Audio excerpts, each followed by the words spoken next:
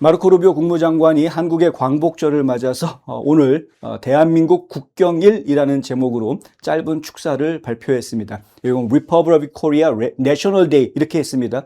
보통은 저희가 영어로 광복절이라고 이야기할 때 Liberation Day 이런 표현들을 쓰는데, 근데 이번에 그냥 축사에는 단순하게 국경일이라고만 간단하게 써놨습니다. 다른 이야기도 일체 없이 그냥 아주 너무 심플하게 Republic of Korea National Day 이것만 딱 달랑 제목이.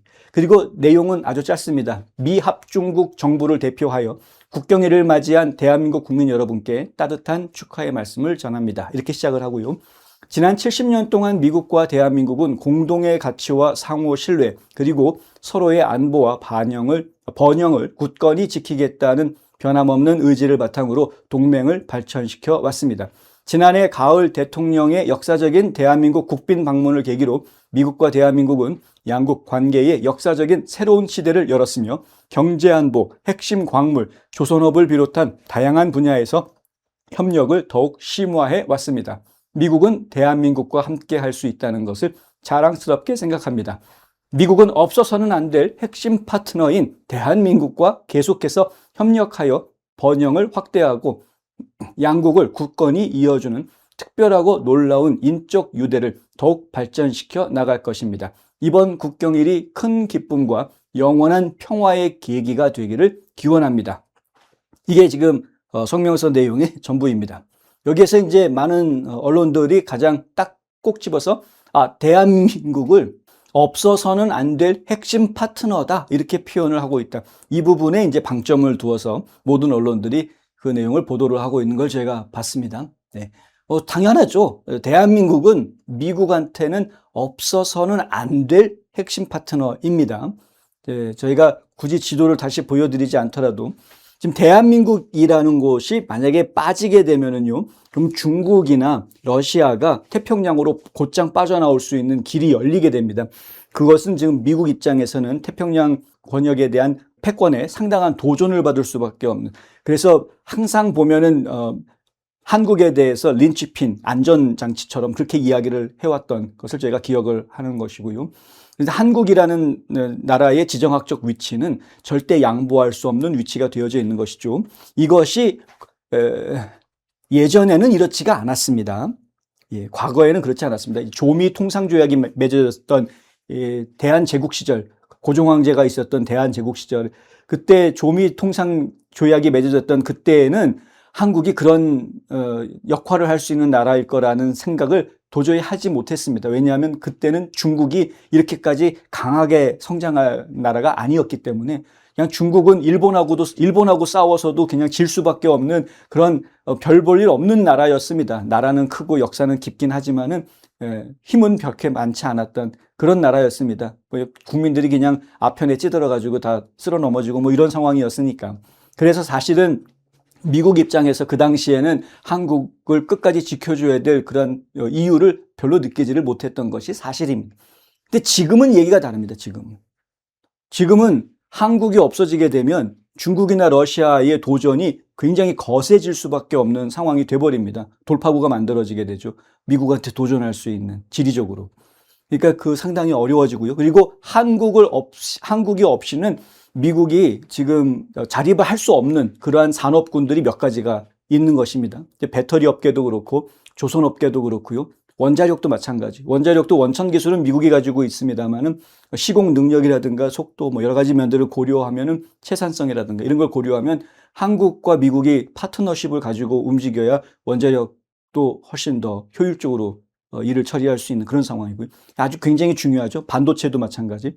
그러니까 이런 안보와 직결되는 핵심적인 산업 분야들에서 한국이 차지하고 있는 역할이 굉장히 크기 때문에 절대 그러한 부분을 놓고 봐서도 미국은 한국을 포기할 수가 없는, 그냥 땅덩어리만 포기 못하는 정도가 아니라 한국 사람들, 한국의 인재들까지도 포기할 수 없는 그런 상황인 겁니다.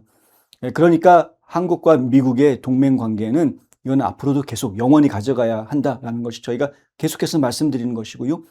영원히 그 관계를 가져가야 한다라는 그 핵심 바닥에 그 기둥, 주춧돌, 이게 뭐가 되느냐? 그게 자유민주주의다라고 저희가 말씀드릴 수 있는 겁니다. 이스라엘도 마찬가지입니다. 이스라엘도 나라를 세울 때 유대 국가로 세운 게 아니지 않습니까? 시스템 자체가, 팔레스타인도 지금 의회에 들어가면 국회의원으로 들어와 있습니다. 팔레스타인인들이, 유대인들이 자기네들이 인종차별하고 유대인만의 왕국을 건설한 게 아닙니다. 이스라엘이. 거기도 민주주의 시스템을 받아들여서 자유민주주의 시스템을 가지고 운영이 되고 있는 겁니다. 한국도 마찬가지. 이승만 대통령이 미국의 자유민주주의 시스템을 그대로 한국에다 가져다가 만든 거 아닙니까? 그러니까 미국의 자유민주주의 시스템을 본떠서 세운 나라 두 개가, 한국과 이스라엘이 둘 다 엄청나게 성공을 거둔 나라가 됐거든요. 이건 미국의 자랑거리이고요. 미국의 힘입니다. 미국은 절대 그걸 놓치지 않습니다. 미국과 한국과 이스라엘 이 세 나라는 절대적으로 전 세계의 평화를 가져다 줄 수 있는 중심축이 될 겁니다. 그게 정확하게 그러한 역할을 하기 위해서 꼭 필요한 게 뭐냐면 동맹 강화. 철두철미하게 한국이 미국과 정말 깊은 동맹이 돼야 되는 거거든요. 적당히 동맹하는 척하다가 마는 게 아니라 진짜 동맹이 돼야 되는 겁니다. 미국이 어디 가서 싸운다 그러면 한국도 같이 가서 우리도 싸우자 하는 거고요. 한국이 힘들다 그러면 미국이 와서 우리가 도와줄게 하는 거고요. 이러한 진짜 동맹이 돼야 되는 거죠. 이스라엘과 미국은 지금 그러지 않습니까? 이스라엘과 미국은 그렇습니다, 지금. 마찬가지로 한국과 미국도 그렇게 돼야 되는 거거든요. 광복절을 맞이해서 대한민국 국민 여러분들이 깊이 생각해 보셔야 됩니다. 대한민국의 광복, 36년의 일제치하를 벗어나게 해주었던 자유와 독립을 선물해 준 것이 누구냐? 깊이 생각해 보셔야죠. 지금 대한민국 국민 여러분들은 사실 미국한테 감사해야 되는 겁니다. 이거를 해방이 된 날이다, 기쁨의 날로만 생각할 것이 아니고, 물론 당연히 기쁨의 날이죠. 그런데 그날은 땡큐 아메리카 할 수 있는 날이어야 됩니다. 사실 제가 한국 국민들한테 부탁드리고 싶은 것은 광복절에 슬로건을 하나 만드십시오. 땡큐 아메리카 데이. 아예 오늘은 미국한테 감사하는 날이다. 땡큐 아메리카 데이라는 슬로건 하나 만들어 주십시오. 땡큐 아메리카 데이. 8월 15일은 땡큐 아메리카 데이. 캠페인을 좀 벌려주십시오, 여러분. 이게 굉장히 중요한 겁니다. 서로 간에, 국민들 간의 마음문을 열어주는 이러한 캠페인들이 결국에는 국가를 더 가깝게 만들어주기 때문에 그렇습니다. 어찌됐든 국무장관 루비오 장관이 이야기한 것처럼 한국은 절대 미국한테 있어서는 없어서는 안 될 핵심 파트너다라는 이 이야기는 저희가 상당히 기쁜 마음으로 받아들일 수 있는 표현이다. 그런데 이 표현하기 바로 직전에 나온 이야기가 뭐냐면요. 미국과 대한민국은 양국 관계의 역사적인 새로운 시대를 열었다라고 말합니다. 열었다. 그 새로운 시대를 하필이면 누구랑 열었느냐? 이재명이랑 열었습니다. 이재명이하고 트럼프 대통령하고 작년 8월에 한번 만나고, 그리고 10월 말일날 또 만나가지고 3,500억 달러 투자하기로 한 거, 그게 지금 역사적인 새로운 시대를 열었다라고 이야기하는 바로 그것입니다. 그 약속을 지키지 못하면 역사적인 패망의 상징이 될 것이다. 그래서 그 약속을 좀 지키게 하기 위해서 미셸 스틸 대사가 지금 상무장관도 만나고 뭐 여러 곳을 만나고 다니고 있는 거 아닙니까? 이건 정권이 바뀌더라도 그 약속은 지켜야 될 것이다. 근데 지금 이재명 정부는 그 약속을 지킬 수 있는 능력이 안 됩니다. 저희가 판단하기에는.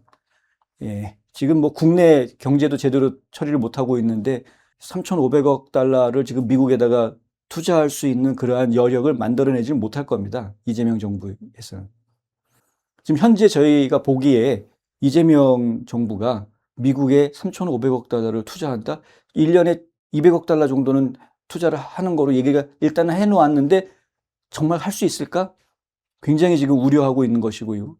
그 약속을 지키지 못하는 것은 경제, 안보, 핵심 광물, 조선업 등등등 해서 모든 기대들이 다 무너지게 만드는 결과로 연결될 것이다. 나라가 망해도 이렇게 망할 수는 없다라는 식으로 연결될 겁니다. 그러니까 대한민국 국민 여러분들께서 꼭 그 점을 염두에 두시고, 미국과 한 약속은 무조건 지켜야 된다. 철저하게 지켜야 된다. 이 약속을 지킬 수 있는 능력이 되는 사람을 대통령 자리에 앉혀야 된다. 이렇게 좀 목소리를 높여주시면 좋겠습니다.